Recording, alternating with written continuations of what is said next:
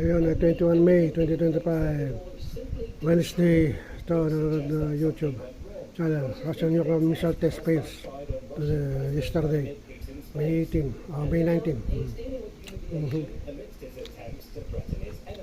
So, ngayon ay 21 May 2025, Wednesday, 10:30 na, pasado. RS-24 yards missile, the largest missile ng Russia.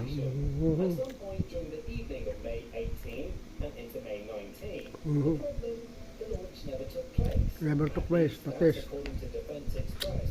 Which says that what was supposed to be a training and combat launch of the ICBM didn't go ahead. Ukraine's main Directorate of Intelligence, or GUR, was tracking the intended launch.